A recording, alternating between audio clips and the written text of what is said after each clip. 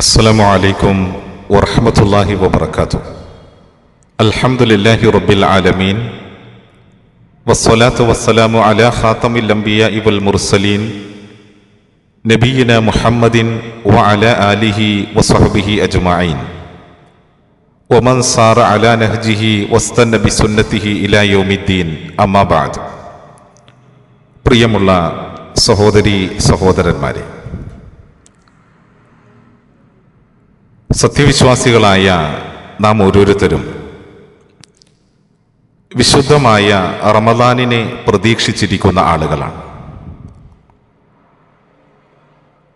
റജബ് മുതൽ റമദാൻ വരെ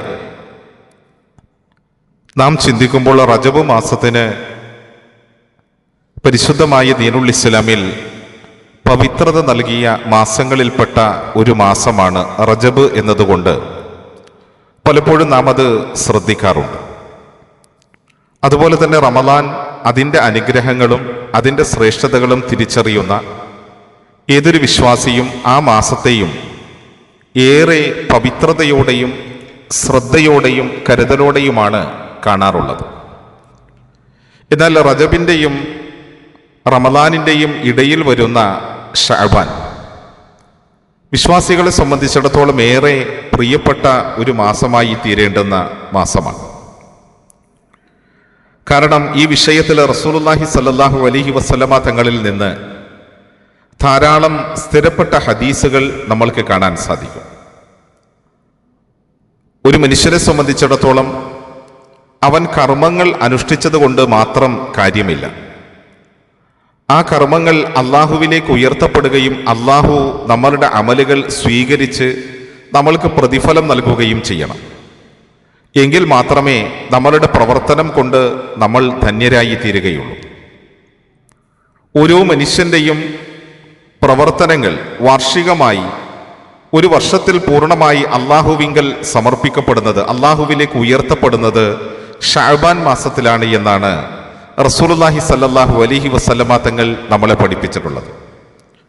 അൻ ഉസാമത്ത് ബിൻ സെയ്ദ് റളിയല്ലാഹു അൻഹു, മഹാനായ ഉസാമത്ത് ബിൻ സെയ്ദ് റളിയല്ലാഹു തആല അൻഹുവിൽ നിന്ന് നിവേദനം ചെയ്യപ്പെടുന്ന ഒരു ഹദീസിൽ നമ്മൾക്ക് ഇങ്ങനെ കാണാം.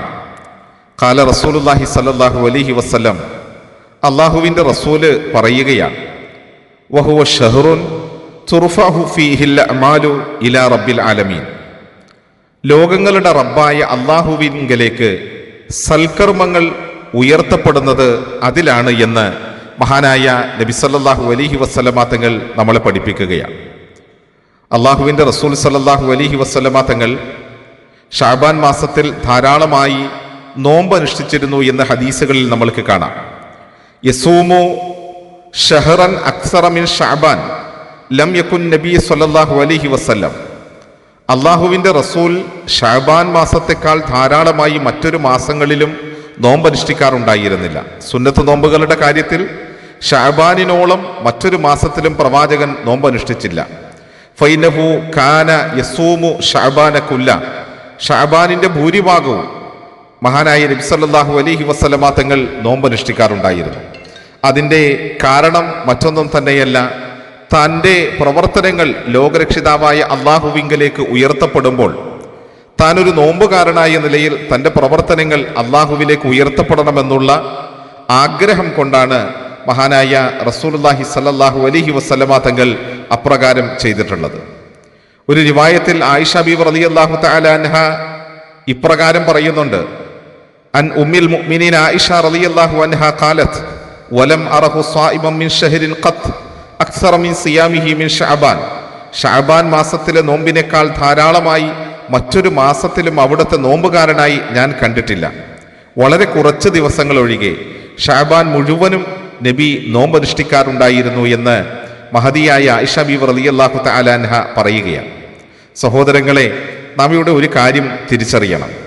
അല്ലാഹു സുബ്ഹാനഹു വ തആല ഈ വിശുദ്ധമായ മാസത്തിൻ്റെ പകുതിയിലാണ് തൻ്റെ അടിമകളിലേക്ക് നോക്കുന്നത്.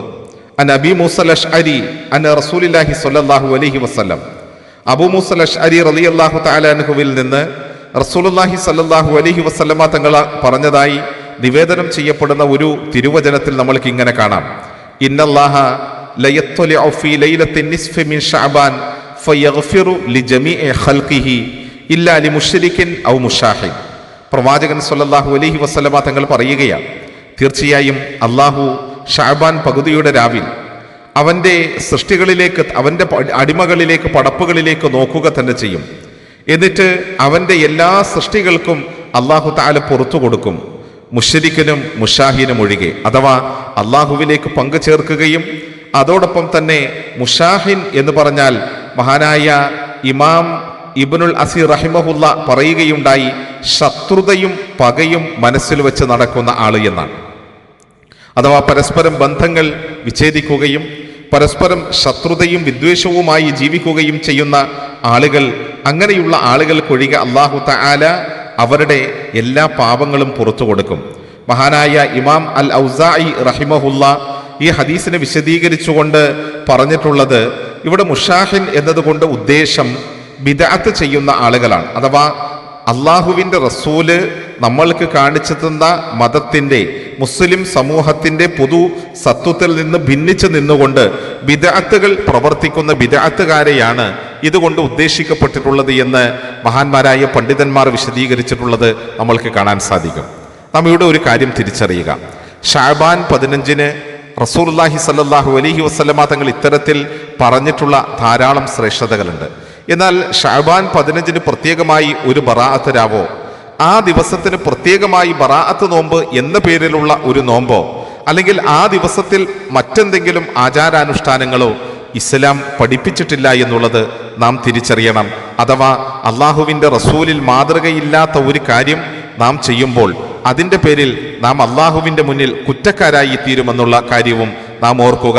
അതേ അവസരത്തിൽ പ്രവാചകൻ ജീവിതത്തിൽ നിലനിർത്തിയതുപോലെ, മാതൃക കാണിച്ചതുപോലെ റമദാനിന് മുന്നോടിയായി ശഅബാനിൽ തന്നെ ആ റമദാനിനെ സ്വീകരിക്കാൻ നമ്മൾ മനസ്സുകൊണ്ടും ശരീരം കൊണ്ടും തയ്യാറാവുകയും അതിനുവേണ്ടി ആത്മാർത്ഥമായി അധ്വാനിക്കുകയും പ്രവർത്തിക്കുകയും പ്രാർത്ഥിക്കുകയും ചെയ്യുക.